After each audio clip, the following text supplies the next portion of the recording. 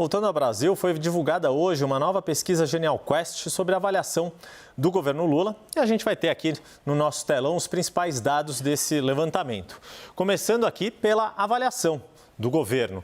A gente percebe que em junho a avaliação positiva, ou seja, aqueles que responderam que consideram o governo ótimo ou bom, subiram de 37% para 42%. Entre aqueles que consideram regular, a variação foi de 32% para 29%.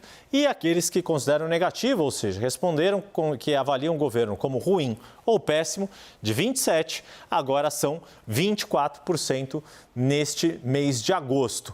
Para esta pesquisa, a Quest ouviu 2.029 pessoas presencialmente entre os dias 10 e 14 de agosto. A margem de erro é de 2,2 pontos percentuais para mais ou para menos e o nível de confiança da pesquisa é 95%. E para a gente ter mais detalhes dessa pesquisa, a gente vai ouvir o meu grande amigo, o cientista político Felipe Nunes, diretor do Instituto Quest, que é responsável por esses dados que a gente acabou de observar e por outros que a gente vai falar ainda hoje aqui. Felipe, obrigado, boa noite. É sempre um prazer receber você aqui na CNN. Queria falar, de um modo geral, quais são os pontos que explicam essa melhora na avaliação do governo, entre aqueles que consideram o governo ótimo e bom. E um outro dado a gente não mostrou na tela, mas que também foi um destaque desta pesquisa, que a aprovação do governo, aqueles que aprovam o trabalho do governo, são 6 em cada 10 brasileiros. Felipe. Boa noite, Yuri. Prazer falar com você mais uma vez. Obrigado pelo convite de estar aqui no Prime Time.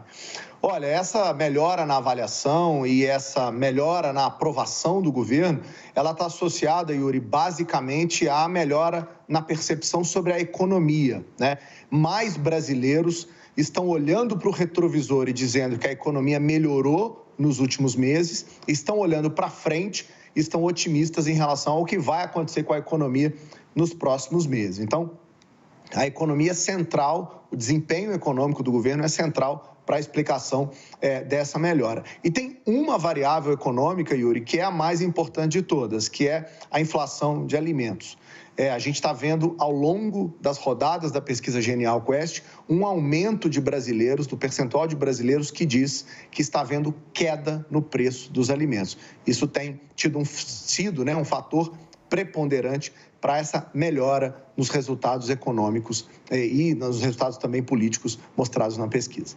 É importante você colocar isso, Felipe, porque isso abrange todos os espectros políticos, os mais variados perfis socioeconômicos, e a gente vai mostrar aqui numa segunda tela, e o Felipe já volta com a gente, porque é o seguinte, eu falei dessa aprovação do trabalho do presidente, que de uma forma geral é aprovado por 6 em cada 10, mas tem um recorte que é bastante interessante quando a gente fala daqueles que se declaram evangélicos. Desde a eleição do ano passado a gente notou a importância deles, e aqui a gente percebe que lá em junho, os evangélicos que aprovavam o trabalho do governo eram 44% e os que desaprovavam eram 51%. Mas agora na tela você vê que isso mudou, fez um X. 50% dos evangélicos dizem aprovar o trabalho do governo e agora 46% desaprovam e não sabem ou não responderam 5%. Chamar o Felipe de novo para comentar esses dados aqui, Felipe, porque foi um segmento em que o presidente Lula teve muita dificuldade, o ex-presidente Jair Bolsonaro nas eleições passadas tinha favoritismo nesse segmento e agora parece que alguns fatores ajudam a entender isso. Queria que você explicasse, porque pelo jeito não é só a economia que afeta nessa a maior aprovação entre os evangélicos. Yuri, esse dado que você mostrou na tela, ele é fundamental nessa pesquisa, porque, é claro, já era esperado que o governo estivesse bem avaliado nos setores que votaram em Lula em 2022, né? O desafio para o governo é tentar conquistar eleitores para além da sua base. E esse, em especial, o setor dos evangélicos, é o setor que foi o mais difícil, né, para que o Lula entrasse na eleição anterior. Sabe o que explica isso, Yuri?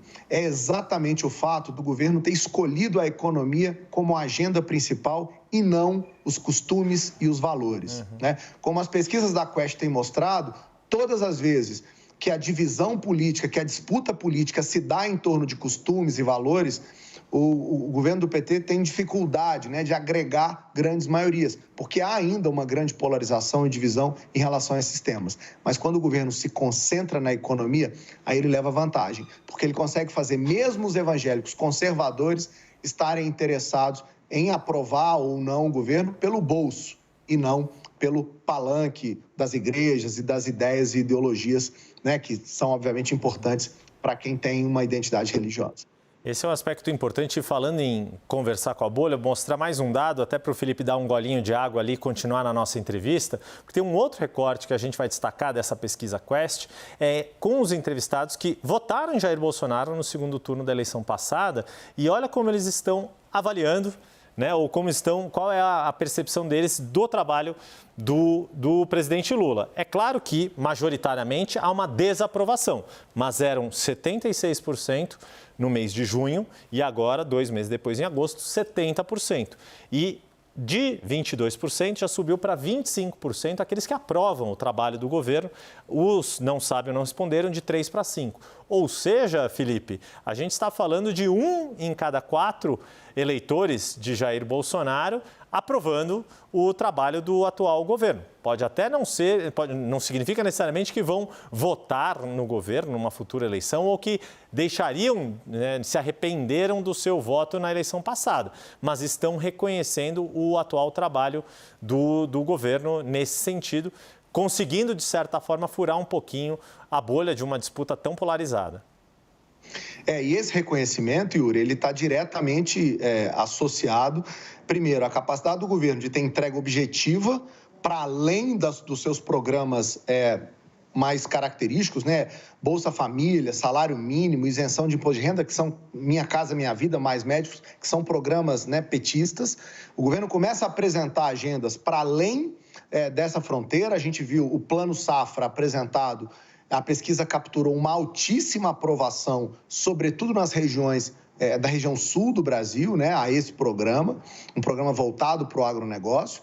2, o programa do Desenrola, né, que é para renegociação de dívidas de quem está apertado. O endividamento brasileiro é muito alto, né?